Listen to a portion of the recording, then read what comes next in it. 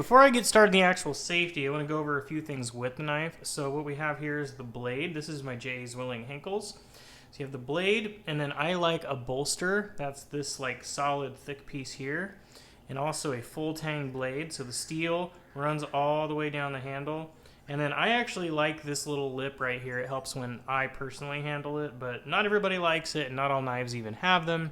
So I would just, whatever you're comfortable with. Now this is an expensive knife because I'm usually using it all day, but you can actually get one for pretty inexpensive that will do enough to get the job done. Before we even get started with the knife, one thing that you can do is put a towel down, make sure it's nice and wet, and it'll keep your cutting board from sliding around. That will reduce the risk of getting cut. The number one way to prevent getting cut is to pay attention. A falling knife has no handle. Just remember that. Okay? Just get out of the way, let it hit the ground. Even if it's an expensive knife, it's not worth you getting cut up and having to get stitches for because you wanted to grab the knife and you end up grabbing the blade and slicing your hand open. If you have a really expensive knife, your best bet is to make sure it's in an area where it's not going to fall off the counter in the first place. Don't keep it over here where people are going to bump into it and knock it off. See how easy that is? Just right there. I just hit it a little bit and it pivots on this. Comes over here, slides off, falls down, boom, tip, breaks. There's different grips. Hammer grip is usually like if you need to get through something tough like a watermelon, what you'll do is you'll hold it like this and put your hand on the top of the blade and kind of push down. As long as your hand's clear from that, then you're usually pretty good. This is a basic grip right here. What I'll normally do if I'm cutting a lot of things is I'll put my index finger right here up on the bolster, and I have my fingers like so. Then when I'm cutting, you go down, start at the tip, push down the knife blade. See how that is what's always making contact right there? It's that same spot every single time. And that's how you cut. You push down here, slide the blade forward, and come down at the same time and continue sliding. You don't want to go like this. And you can use the tip of your blade too, where you put the tip down here and then you drag it. 99% of the time, this is how I'm holding the blade, and then I've got my ring finger back here by the butt of the knife. Obviously with the apple, you're gonna wanna cut it so the core is in there. So anytime you go to cut something, you wanna curl your fingers in. So you're gonna curl them in like that, and then you use your knuckles as kind of a guide.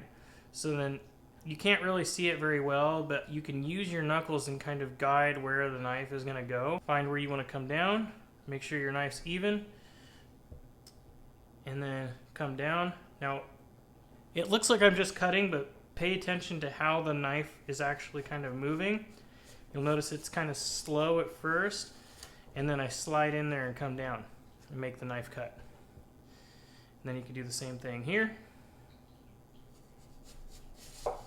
Slide down, and see how I'm using my thumb and finger, and I'm kind of just rotating like that. I got my finger right there, and then you can just rotate.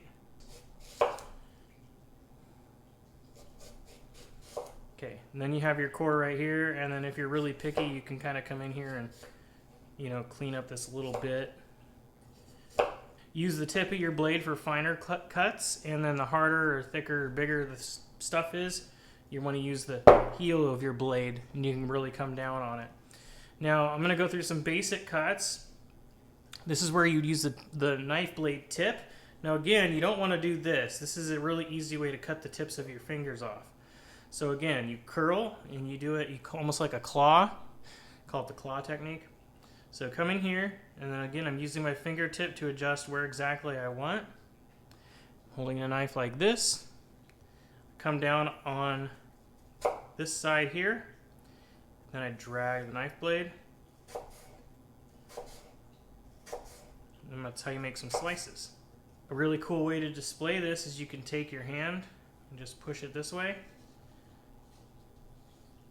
and then that's how you fan things out. Curl in your fingers. Now what I just did there, I came down. Sometimes the products will stick to the knife blade. That's also why sometimes you'll see knives that have channels. So I'll stick to the knife blade. So what I do is I bring my finger over and pin that, and then drag it the rest of the way through. And again, pin it, drag through. Pin it, drag through. Now be careful of your thumb, because usually when you're going to get cut, it's going to be your thumb. So when you do this, make sure that you know exactly where your thumb is. You could pin stuff down with it, but you want to make sure that you're aware so you don't end up slicing the tip of your thumb off. And come over here and do the same thing.